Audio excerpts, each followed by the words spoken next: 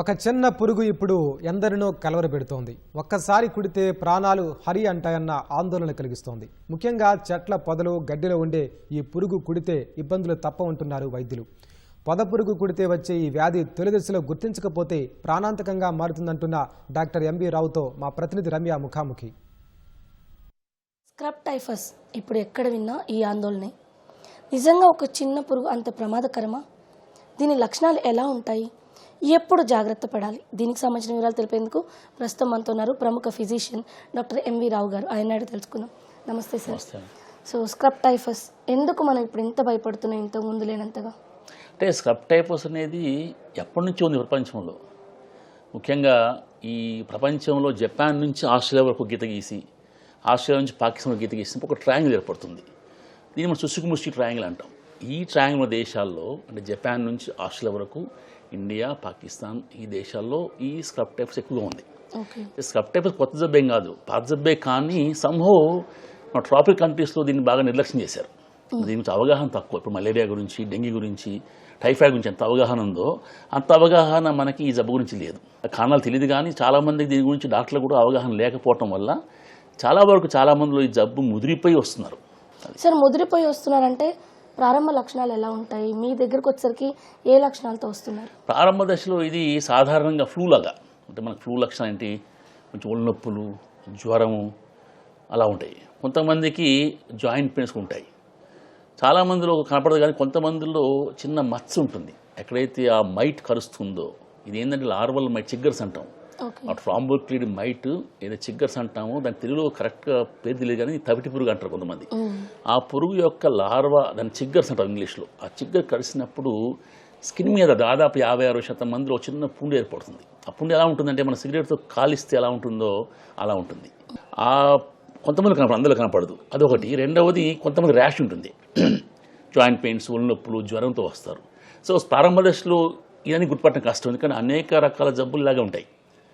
మీకు ఫ్లూ కావచ్చు, లేకపోతే డెంగీ కావచ్చు, మలేరియా కావచ్చు, అన్నీ కూడా జ్వరంతో వస్తాయి. సో జ్వరంతో వచ్చినప్పుడు ముఖ్యంగా ఈ కాలంలో మనం ఇది కూడా ఉన్నట్టుగా అనుమానించాలి.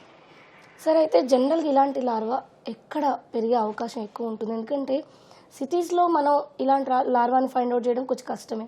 సో ఎలా వస్తుందంటారు? ఎక్కడ ఈ చిగ్గర్స్ అనేది, ఈ పురుగులు అనేది సాధారణంగా ఏంటంటే పేరు దగ్గర స్క్రబ్ పొదలు ఉన్న చోట, అంటే మనకి సాధారణంగా వ్యవసాయ భూముల్లో ఎక్కడైతే సరిగ్గా సాగు చేయక బీడ్లాగా ఉంటుందో అక్కడ, మరి అదేవిధంగా నదీ తీరాల్లో, మన నదీ తీరాల్లో ఉంటుంది.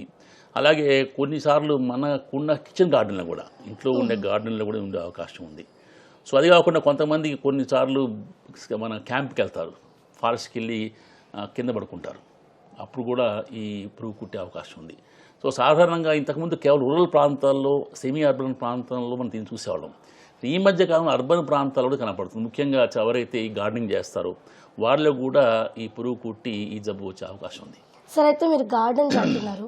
మనకి సిటీలో ఎక్కువ ల్యాండ్స్ కనిపిస్తాయి. పార్కులకు వెళ్తుంటాము, బయటకు వెళ్ళినప్పుడు ఎక్కడైనా ల్యాండ్స్ ఉంటాయి, ఆ గడ్డి మీద కూర్చుంటాము, పిల్లలతో ఆడుకుంటూ ఉంటారు. వాటిల్లో కూడా ఈ పురుగు ఉండే అవకాశం ఉంది. సాధారణంగా మనం పార్క్ వెళ్ళినప్పుడు కింద పడుకుంటాం. ఆ గడ్డిలోనూ ఆ పొదలోనూ ఈ మైట్స్ ఉండే అవకాశం, కుట్టే అవకాశం లేకపోలేదు. సో చాలా వరకు ఇప్పుడు మనకి అర్బన్ ప్రాంతాల్లో కనపడే ఈ స్క్రబ్ టైఫస్ అనేది వీటి ద్వారా వస్తుంది. అదే కిచెన్ గార్డెన్ ఆరు మనం ఏదో విహారానికి వెళ్ళినప్పుడు, పార్క్ వెళ్ళినప్పుడు కనపడుతుంది. కొంతమంది వేరే దేశాలకు వెళ్ళినా, సర్కిల్ కంట్రీస్కి వెళ్ళినా సరే, దుబాయ్ వెళ్ళినా సరే, దుబాయ్లో శాండ్ డ్యూన్స్ ఉంటాయి, చిన్న చిన్న పొదలు ఉంటాయి, అక్కడ కూడా ఈ పురుగు ఉండే అవకాశం ఉంది. ఇన్ఫ్యాక్ట్ నా మొట్టమొదటి కేసు దుబాయ్ నుంచి వచ్చిన పేషెంట్ కనపడింది ఇది. సార్, ఇప్పుడు మన దగ్గర అలాంటి కేసెస్ ఏ మేరకు వస్తున్నాయి? ఏ వయసు వల్ల ఇది ఇబ్బంది ఎక్కువ అవుతుంది? ఇది దాదాపుగా ముఖ్యంగా పెద్దవాళ్ళకు కనపడుతుంది. అన్ని వయసులో కనపడే అవకాశం ఉంది. స్త్రీలలో, పురుషులు కనపడే అవకాశం ఉంది. గ్రామ ప్రాంతాల నుంచి ఎక్కువ వస్తున్నారు. దీనివల్ల అవగాహన లేదు కాబట్టి చాలామంది డాక్టర్లు అనేది ఈ డయాగ్నోసిస్ లేట్ అవుతుంది. లేట్ కావడం వల్ల ఇందాక అడిగిన ప్రశ్న ప్రకారం ఏంటంటే చాలామంది ఇతర అవయవాలు ఎఫెక్ట్ అవుతున్నాయి. వచ్చినప్పుడు సాధారణ కొంతమందికి కిడ్నీ ఎఫెక్ట్ కావచ్చు, లివర్, కాలేయం ఎఫెక్ట్ కావచ్చు. దాదాపు అన్ని ముఖ్యమైన అవయవాలు కూడా ఈ జబ్బు వల్ల చెడిపోయే అవకాశం ఉంది. అదేవిధంగా మీరు చూసిన పేషెంట్స్ అందరూ కూడా ముఖ్యంగా గ్రామ ప్రాంతం నుంచి వస్తున్నారు. ముందు వెళ్తారు, వెళ్ళినప్పుడు నా దగ్గర ఏం చేస్తారంటే వెళ్ళగానే మలేరియా టెస్ట్ చేస్తారు, డెంగీ టెస్ట్ చేస్తారు, టైఫాయిడ్, వైరల్ టెస్ట్ చేస్తారు. నేను చెప్పేది వైరల్ టెస్ట్ అనేది అంత ప్రామాణిక టెస్టింగ్ కాదు. అది కూడా ఆ టెస్ట్ ఎప్పుడు వస్తుంటే పాజిటివ్ 2-3 వారాల జ్వరం ఉంటేనే చేయాల్సిన టెస్ట్ అది. అయితే వైరల్ చేయగానే అది ఫాల్స్ పాజిటివ్ చాలామంది ఉంటుంది. ఎందుకంటే వైరాల్లో ఈ టెస్ట్ అనేది వేరే రకరకాల యాంటీబాడీస్ క్రాస్ చేయటపై ఫాల్స్ పాజిటివ్ వస్తుంది. ఓకే. మీరు 10 మంది చేస్తే 7-8 మందికి వైరాలు మామూలు వ్యక్తులు కూడా పాజిటివ్ వచ్చే అవకాశం ఉంది. అది పట్టుకొని చాలా టైఫాయిడ్ అని పేషెంట్స్ చెప్పేసి టైఫాయిడ్ మందులు రాస్తున్నారు. దాని కూడా డయాగ్నోస్ మిస్ అవుతున్నారు. మన తెలుగు రాష్ట్రాల్లో చాలామంది ప్రాక్టీస్లు చేసే పని వైరల్ టెస్ట్ రాస్తారు. వైరల్ టెస్ట్ అవసరం లేదు. సార్ అయితే ఈ జబ్బుకి ప్రత్యేకించి ఏమైనా టెస్టులు ఉన్నాయా? మీరు అన్నట్టు గుర్తించడం లేట్ అవుతుందన్నారు కదా, దీనికోసం స్పెసిఫిక్గా ఏమైనా టెస్టులు ఉన్నాయా? ఇప్పుడు మన సాధారణ ఏ పేషెంట్ అయినా జ్వరం రాగానే సాధారణ బ్లడ్ టెస్ట్ సిబిపి చేస్తాం, అవును. యూరిన్ ఎగ్జామ్ చేస్తాం. వాటితో పాటుగా అనుమానం ఉన్నప్పుడు ఈ స్క్రబ్ టైఫస్కి మనకి మంచి టెస్ట్ ఉన్నాయి. ఒకప్పుడు ఇమ్యునోక్రోమటోగ్రఫీ టెస్ట్ చేసాం, ఐసిటి. అది అంత స్టాండర్డ్ టెస్ట్ కాదు. ఇప్పుడు మనం ఐజిఎం ఎలిజా, ఐజిఎం యాంటీబాడీ ఎలిజాతో చేస్తున్నాం. మీకు 100% జ్వరం వచ్చి మొదటి రోజు 2 రోజులు టెస్ట్ కావాలంటే పీసీఆర్ టెస్ట్ చేయాలి. పీసీఆర్ టెస్ట్ అనేది లభ్యం కావట్లేదు ఇప్పుడు. కాబట్టి జ్వరం వచ్చిన తర్వాత 4 రోజుల తర్వాత చాలామందికి ఈ స్క్రబ్ టైఫస్ యాంటీబాడీస్ రక్తంలో ఉత్పత్తి అవుతాయి. వాటిని మనం ఐజిఎం ఎలిజా అనే టెస్ట్ చేయడం ద్వారా నిర్ధారణ చేయొచ్చు. సార్ అయితే ఇప్పుడు మనకు కొన్ని రకాల జ్వరాలకి జలుబులకి వ్యాక్సిన్స్ అందుబాటులో ఉన్నాయి. స్క్రబ్ టైఫస్ కూడా ఏదైనా వ్యాక్సిన్ అందుబాటులో ఉందా? అసలు ప్రపంచంలో దీని మీద ఏ మేరకు పరిశోధన జరుగుతుంది? అయితే స్క్రబ్ టైఫస్కి ఇప్పటిదాకా వ్యాక్సిన్ లేదు. దురదృష్టం కొద్దీ ట్రాపికల్ కంట్రీస్లో, డెవలపింగ్ కంట్రీస్లో జబ్బులకి కొంచెం పక్షపాతం ఉంది. WHO కానీ సరిగ్గా పరీక్షలు ఉండవు. సో స్క్రబ్ టైఫస్ అనేది ఒక విధంగా నిర్లక్ష్యం చేయబడ్డ జబ్బు. దీనికి ఎక్కువ పరిశోధన జరగలేదు. మన దేశంలో కొంతవరకు జరుగుతున్నాయి కానీ ప్రపంచ ఆరోగ్య సంస్థ కానీ లేదా ఇతర పాశ్చాత్య దేశాలు కానీ దీని మీద ఏమాత్రం శ్రద్ధ చూపటం లేదు. దీని మీద ఎక్కువ వ్యాక్సిన్ డెవలప్ చేయడం కానీ ఇతర పరిశోధనలు కావటం లేదు. కాకపోతే అదృష్టం ఏంటంటే ఇది తొందరగా గుర్తిస్తే ట్రీట్మెంట్ చాలా సులభము, చాలా చౌక, అవుట్ పేషెంట్గా చిన్న యాంటీబయాటిక్. ముఖ్యంగా మన రాష్ట్రాల్లో వైద్యులు కానివ్వండి, ప్రజలు కానీ దీని అవగాహన పెంచుకోవాలి. జబ్బు తగ్గనప్పుడు సింపుల్గా ఒక టెస్ట్ చేస్తే అది పెద్ద ఖరీదు టెస్ట్ కూడా కాదు, అందులో బయటపడుతుంది. దానికి ట్రీట్మెంట్ చాలా సింపుల్. చాలామంది అవుట్ పేషెంట్ కానీ ఆ మందులు మొదలు పెడితే పూర్తిగా నయమే జబ్బు ఇది. సరే అయితే మీరు అన్నారు దీంట్లో ఆర్గాన్లు ఎక్కువ ఫెయిల్ అయ్యే అవకాశం ఉంటుందని. అలానే ఒక్క రోజులో ఈ ప్రక్రియ అంతా జరిగేది కూడా కాదు. లక్షణాలు బయటపడిన ఎన్ని రోజులకి ఈ వెంటిలేషన్ అనేది ఉంటుంది? ఆ టైంలో ఆర్గాన్ ఫెయిల్యూర్ వరకు రాకుండా ఎప్పుడు దీన్ని ముందే గుర్తించవచ్చు? మేము చూసిన పేషెంట్స్లో సాధారణంగా 7 నుంచి 10 రోజుల తర్వాత, దాదాపు 1-2 వారాల తర్వాత ఈ ప్రక్రియ మొదలవుతుంది. ఒక 1 రోజులు జ్వరం ఉంటుంది, నొప్పులు ఉంటాయి, డాక్టర్కి తిరుగుతూ టెస్టులు చేయించుకుంటారు. ఆ తర్వాతనే ఈ ప్రాబ్లం స్టార్ట్ అవుతుంది. మేము సాధారణంగా పెద్ద హాస్పిటల్ కాబట్టి ఇట్లా సీరియస్ అనే పేషెంట్ మనకి వస్తుంటారు. చాలా వరకు పేషెంట్లు ఇతర వస్తుంటే ఆక్సిజన్ తగ్గో, బీపీ తగ్గో అంటే సెప్టిక్ షాక్లోనో, లేకపోతే ఇతర అవయవాలు జాండీస్తోనో, లేకపోతే గుండె దెబ్బతినో, కిడ్నీ దెబ్బతినో వస్తుంటారు. అప్పుడు టెస్ట్ చేసినప్పుడు వెంటనే బయటపడుతుంది. ఇన్ఫ్యాక్ట్ చాలామందికి ఇలా వచ్చినప్పుడు ఇతర పరీక్ష నాలుగు ఉన్నప్పుడు మేము ఎంపరికల్గా టెస్ట్ రిజల్ట్ రాకముందే దీని ట్రీట్మెంట్ స్టార్ట్ చేస్తున్నాం. అదృష్టం ఏంటంటే ఈ జబ్బులో మల్టిపుల్ ఆర్గాన్ డ్యామేజ్ సీరియస్గా ఉన్నా సరే ట్రీట్మెంట్ స్టార్ట్ చేసి చాలామంది బయటపడుతున్నారు. బాగా ముదిరి ఎక్కువ ప్రాబ్లమ్స్ ఉన్న వాళ్ళకి ప్రాణభయం ఉంటుంది. ఒకప్పుడు డాక్టర్స్ చేయి పట్టుకొని నాడి పట్టుకొని జబ్బు చెప్పేవాళ్ళు అనేవాళ్ళు. టెస్టుల ద్వారా తెలుసుకోవడంలో తప్పేం లేదు, ఇంకా వివరంగా తెలుస్తుంది డాక్టర్లు అందరూ చెప్తున్నమాట. అయితే ఇప్పుడు మీరు అన్నారు చాలామంది వైద్యులు కూడా దీన్ని గుర్తించడంలో ఫెయిల్ అవుతున్నారని. ఎందుకని ఈ లోపం ఎక్కడుందంటారు? దీనికి అవగాహన లేకపోవడం ఒక కారణం. దురదృష్టం కొద్ది మన దేశంలో వైద్య విధానము టీచింగ్ అంతా వెస్టర్న్ ఓరియంట్ ఉంటుంది. ఉదాహరణకు ఎంబీబీఎస్లో కానీ ఎండీలో కానీ, ఎండీలో మాకంతా ఎప్పుడు కూడా హార్ట్ వాల్వ్స్, దాని జబ్బులు, పక్షవాతం ఇవి చెప్తారని తప్ప డయాబెటీస్ గురించి కానివ్వండి, బ్లడ్ ప్రెషర్ గురించి కానివ్వండి, మనం ముఖ్యంగా మన దేశంలో ఉండే న్యూట్రిషన్ సమస్యలు అంటే పోషకాహార సమస్యలు కానివ్వండి, జబ్బులు ట్రాపికల్ డిసీజెస్ టైఫాయిడ్ కావచ్చు, మలేరియా కావచ్చు, డెంగీ కావచ్చు, చికెన్గున్యా కావచ్చు, స్క్రబ్ టైఫస్ కావచ్చు, ఇంకా ట్రైనింగే ఉండదు.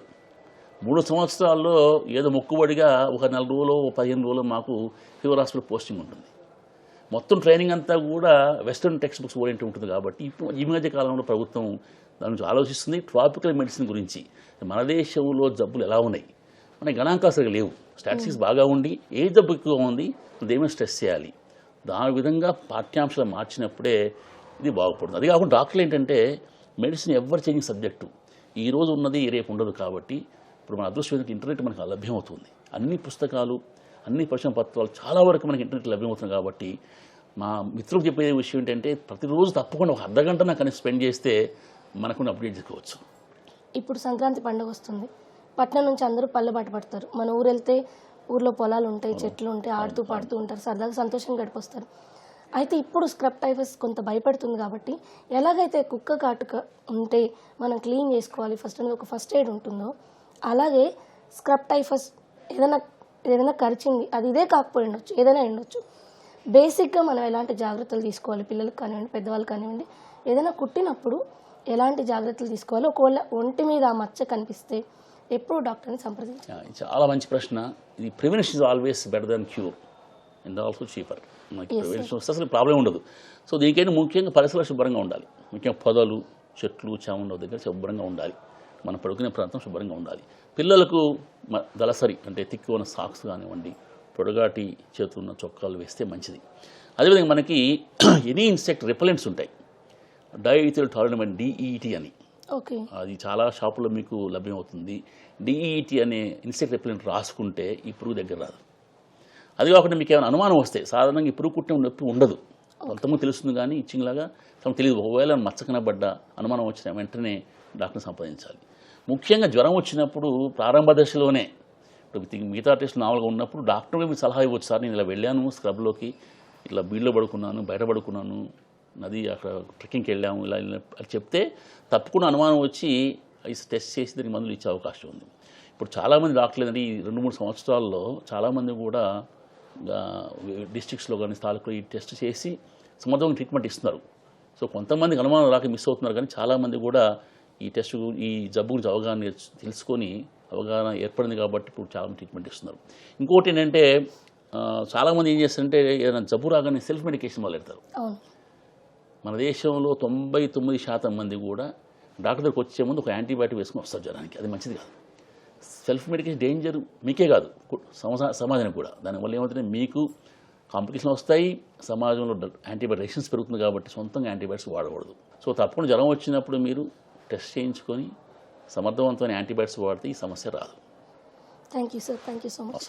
ఇది స్క్రబ్ టైఫస్ గురించి అంతగా ఆందోళన చెందాల్సిన అవసరం లేదు. అయితే శరీరంపై దద్దురు లాంటిది కానివ్వండి, మచ్చ లాంటిది కనిపిస్తే తప్పనిసరిగా వైద్యుల్ని సంప్రదించాలని, జ్వరం జలుబు లాంటి లక్షణాలు ఉంటే కూడా, ఎక్కడైనా ఇలాంటి మచ్చలు ఉండి అలాంటి లక్షణాలు ఉంటే తప్పనిసరిగా ఆసుపత్రికి వెళ్ళి తగిన చికిత్స తీసుకోవడం ద్వారా వెంటనే మనల్ని మనం కాపాడుకోవచ్చు అని చెప్తున్నారు doctor MV Rao garu. Camera person బాలాజీతో రమ్య, ఈటీవీ న్యూస్, హైదరాబాద్.